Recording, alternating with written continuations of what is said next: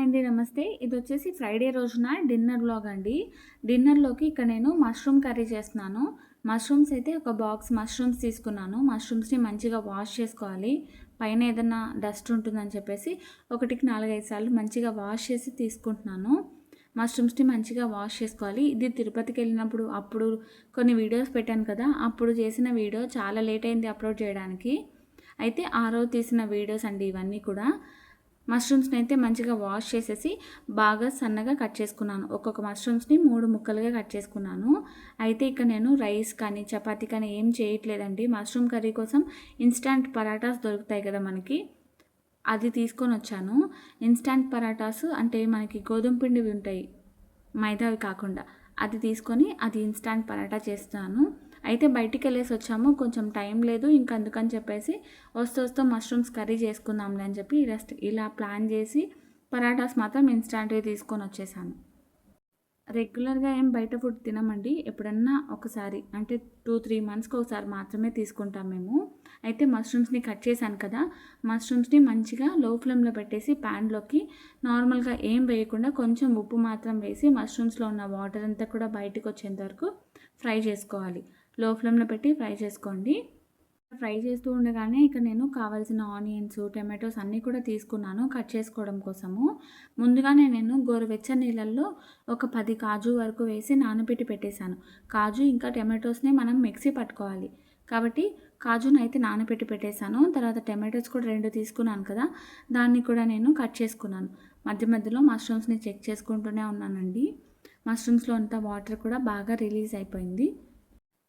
ఇప్పుడు stove off చేసి పక్కన పెట్టేశాను. ఇప్పుడు మిక్సీ జార్‌లోకి నానబెట్టుకున్న కాజు యాడ్ చేసుకుంటున్నాను. కాజు వేసుకుంటే టేస్ట్ బావుంటుంది. బాదం కూడా వేసుకోవచ్చు బావుంటుంది.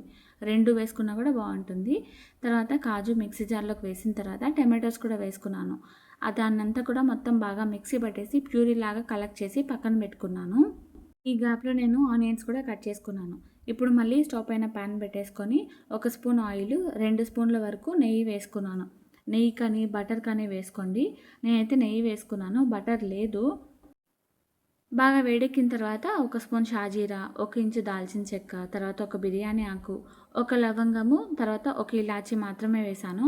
బాబు కూడా తింటాడు కదా! బాబు బాగా ఇష్టంగా తింటాడు పన్నీర్ కర్రీ, ఇంకా మష్రూమ్స్ కర్రీస్ ఇలాంటివి. అందుకని చెప్పి స్పైసెస్ ఏమి ఎక్కువ వేయకుండా తక్కువ మాత్రమే వేసి ఆనియన్స్ వేసి లో ఫ్లేమ్‌లో పెట్టి ఫ్రై చేస్తూనే ఉన్నాను. ఈ గ్యాప్‌లో కొంచెం తెల్లగడ్డ, తర్వాత ఒక 4 పాయలు తెల్లగడ్డని, ఒక ఇంచు అల్లం ముక్కని మంచిగా వాష్ చేసి దాన్ని కూడా రోట్లో వేసి బాగా దంచి పెట్టేశాను. ఈ గ్యాప్‌లో మనకి ఆనియన్స్ కూడా బాగా ఫ్రై అయిపోయినాయి. ఇప్పుడు అల్లం, తెల్లగడ్డని మంచిగా దాన్ని కూడా వేసేసి పచ్చిదనం అంతా పోయేంత వరకు ఫ్రై చేస్తూనే ఉన్నాను. అల్లం తెల్లగడ్డ పేస్ట్ పచ్చిదనం అంతా పోయేంత వరకు ఫ్రై చేయండి. నాన్ వెజ్ కర్రీస్‌లో చేస్తే మాత్రం పచ్చిగా లేకపోయినా కూడా మనకి ఫ్రై చేయకపోయినా కూడా అంత స్మెల్ రాదు.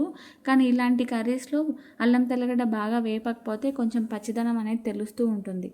కాబట్టి అల్లం తెల్లగడ్డ కూడా బాగా ఫ్రై చేయండి ఆయిల్‌లో. ఇప్పుడు మనం మిక్సీ పట్టుకున్నాం కదా! టమాటో ఇంకా కాజు పేస్ట్ అది కూడా వేసేసేయండి. వేసేసి ఇప్పుడు అది బాగా మరుగుతూ ఉండగానే కొంచెం పసుపు, ఒక స్పూన్ ధనియాల పొడి, తర్వాత ఒక స్పూన్ కారము, ఇంకా కొంచెం రాళ్ళుప్పును వేశాను. అది కూడా వేసి బాగా మిక్స్ చేసేసి లో ఫ్లేమ్‌లో పెట్టి ఆయిల్ బాగా పైకి తేలేంత వరకు ఫ్రై చేస్తూనే ఉండాలి. ఇదంతా ఫ్రై చేసేటప్పుడు స్మెల్ కూడా చాలా బావుంటుంది. ఆయిల్ బాగా పైకి తేలిన తర్వాత కొంచెం మాత్రమే వాటర్ యాడ్ చేసుకోండి. నేనైతే కొంచెమే వాటర్ వేసుకున్నాను. మేము ముగ్గురమే కాబట్టి కొంచెం కర్రీయే కాబట్టి వాటర్ కూడా కొంచెమే వేశాను. మీరు కొంచెం ఎక్స్ట్రాగా కావాలనుకుంటే కొంచెం అన్నీ కూడా కొంచెం కొంచెం ఎక్స్ట్రాగా వేసుకోండి. నేను వాటర్ కూడా వేసి బాగా వేగిన తర్వాత ఇక నేను మష్రూమ్స్ ఇందాక మనము ఫ్రై చేసుకున్నాం కదా! అది కూడా వేసేసేయండి. మష్రూమ్స్‌లో ఉన్న వాటర్ పడేయకండి. మష్రూమ్స్ మంచి ప్రోటీన్ ఫుడ్. మష్రూమ్స్‌లో ఉన్న వాటర్‌తో సహా వేసేసి మళ్ళీ బాగా కలుపుతూనే ఉండండి. కూర బాగా దగ్గర పడితే సరిపోతుంది. ఇప్పుడు మళ్ళీ కొంచెం వాటర్ అయితే యాడ్ చేశాను నేను. వేసి హై ఫ్లేమ్‌లో పెట్టి బాగా మిక్స్ చేస్తూనే ఉన్నాను. అంతే అండి, చాలా సింపుల్. ఇదంతా కూడా బాగా అయిపోయింది అని చెప్పిన తర్వాత స్టవ్ ఆఫ్ చేసుకుంటే సరిపోతుంది.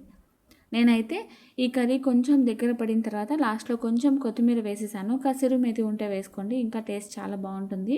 కొత్తిమీర కూడా వేసిన తర్వాత స్టవ్ ఆఫ్ చేసేసి ఒకసారి బాగా కలిపేశాను. అంతే అండి, మష్రూమ్ కర్రీ అయితే అయిపోయింది. ఇప్పుడు దాన్ని తీసి పక్కన పెట్టేసి ఇప్పుడు పక్క స్టవ్ పైన ప్యాన్ పెట్టుకొని ప్యాన్ వేడెక్కిన తర్వాత ఇన్స్టంట్ పరాటాస్ అని చెప్పాను కదా, వీట్ పరాటాస్, అవి కూడా ఒక 4-5 మంచిగా ఫ్రై చేసేసాను. వేడివేడిగా తింటే బాగుంటుందని చెప్పేసి ఎవరు ఎప్పుడు తింటారో అప్పుడు ఫ్రై చేసుకొని తీసుకున్నాం. అంతే అండి, చాలా సింపుల్గా చేసుకోవచ్చు. ఈ 2 కాంబినేషన్ కూడా చాలా బాగుంది. మీకు కనుక ఇంట్రెస్ట్ ఉంటే ఒకసారి ట్రై చేయండి. నచ్చితే లైక్ చేయండి.